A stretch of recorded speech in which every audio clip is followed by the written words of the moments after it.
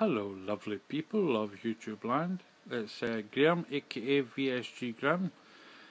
I just thought I'd check in, let you know what's going on, what I'm up to. I need a shave, sorry about that. Nothing really is happening. I mean, I can't tell you my weight.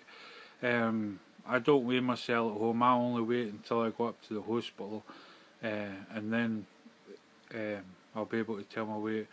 I'm up there the 12th of February, I think it is. My nurse, she phoned me just before Christmas to wish me a happy Christmas. That was lovely. She's a lovely lassie. Yeah, so she's looking forward to seeing me up there. And we discussed a wee bit, what the next step would be. She might go and see the surgeon, after she spoke to me on February, and maybe try and lay out plans for my next operation, which is the revision, whether I go for the Roux-en-Y or the duodenal switch. I'm preferring the duodenal switch. From what I've seen and what I've read, that seems a better option for me. And I've spoke to Janine, aka Pinkfish Lily, and to me it sounds the best option. Nothing much else has been happening. I swore that I wouldn't, or I refused to buy clothes until my big clothes were hanging off me, but I just can't help myself. One of the things that I used to hate was the fact that it being restricted from clothes, and I suppose it's like waving a bottle of whiskey in front of an alky. I just can't help myself. I'm addicted to buying clothes. I got myself a new pair of running shoes, and because I got that, I got myself some white socks, and because I got that, I got myself a pair of jogging bottoms, and because I got that, I got myself a hoodie, and because I got that, I got myself a body warmer. Do you know what I mean? And I've got stacks of t-shirts, I've got stacks of jogging bottoms. The next thing in my mind is I want a nice pair of navy trousers, and I'll no drop it until I get them. And then because I'll have the navy trousers, I'll want a nice pair of black shoes, and then I want a nice shirt to go with it. It's crazy. But I've done with it for so long. Some t-shirts I've wore for 10 to 12 years, obviously getting washed, of course, but without really renewing my wardrobe at all. So it's nice to have a choice of t-shirts and styles of t-shirts and styles of jogging bottoms, and I'm just happy at the moment. So yeah, I'm living day to day, week to week, by non-scale victories, like being able to put a pair of socks on and being able to bend down to put a pair of socks on. When I first went to the hospital, I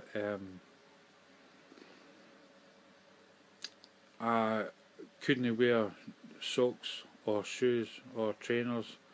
I had to wear slippers, and that in itself was embarrassing. But I've since found out that I can wear normal socks now. There was a time where I couldn't wear socks, and then I got to the stage where I could only wear diabetic socks, where they were really stretchy, and there was no elastic in them. but I found that I can wear normal socks, and that to me is fantastic. I'm really happy about that. So yeah, I mean, life is good. Small things that are happening. Sally was saying in a video yesterday about the small things that she notices in life, and I'm exactly the same. You know, when I go to pick my daughter up and, you know, for college, you know, like Christmas lights on the outside of houses and just everything, the smells, the fresh air, and I notice everything. And when I was speaking to Sally before, and I hate to use this term, I said it was like a cancer survivor where they've got a renewed vigour for life. You know, everything seems enhanced, and that's exactly how I feel. And I hate to use that, but that's exactly how I feel. Yeah, I'm just enjoying it. I just can't believe that in less than a year. I mean, it's only been just over 6 months since my operation.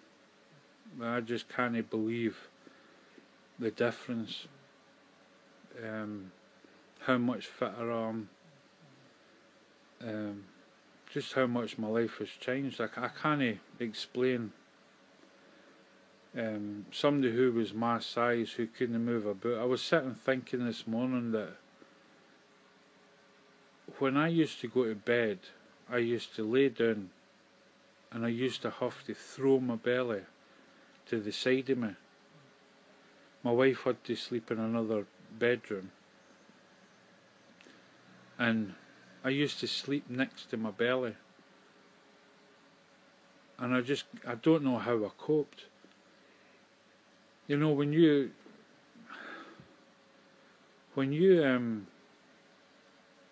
are having to lug that much weight about, you just do it. But if you pick up even a fraction of that weight in your hand, it's unbelievable how you did it in the first place. It's hard to imagine.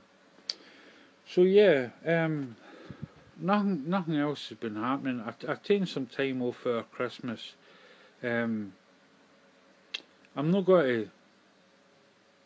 I've got a short attention span, and when I see the same things every day and hear the same things every day, my mind starts to wander.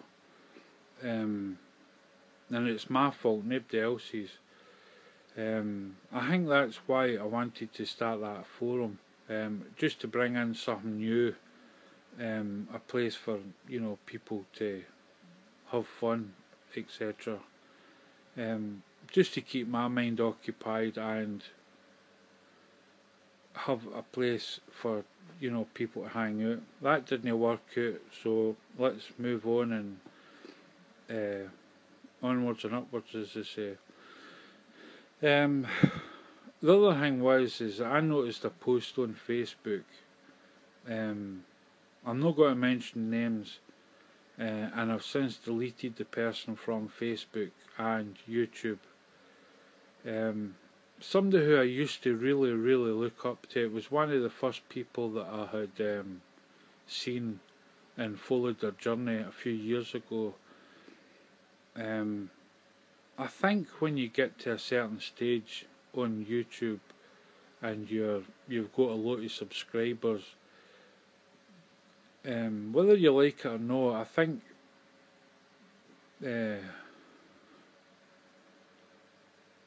it's a bit like the pop star culture that you need to, and I'm not really explaining this properly, but I think after so long and you've got so many subscribers and people start to look up to you. I'm not talking about me, I'm talking about the people who have been about for a long time. People look up to them and they take everything they say as gospel. In a lot of cases, most cases, quite rightly so, but when they're criticising people for posting their feelings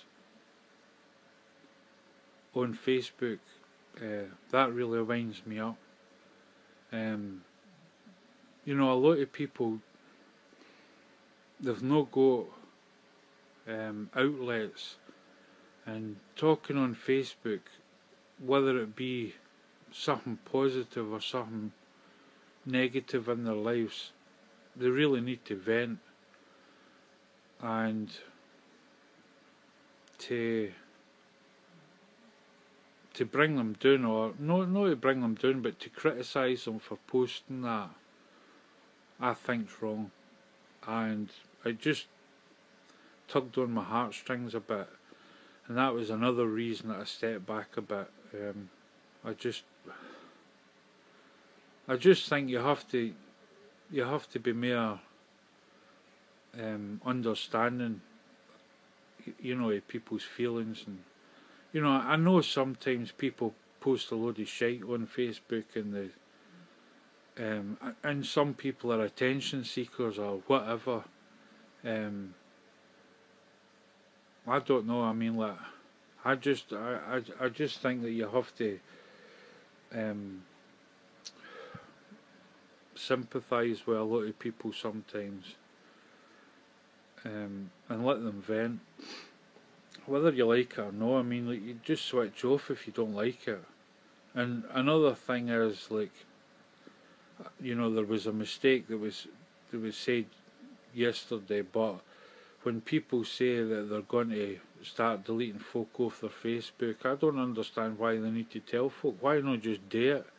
You know, and if you need martyrs, I'm your martyr. Just delete me. If you don't like me, you don't think I'm your type of person, just delete me. You don't need to tell me about it. You know what I mean?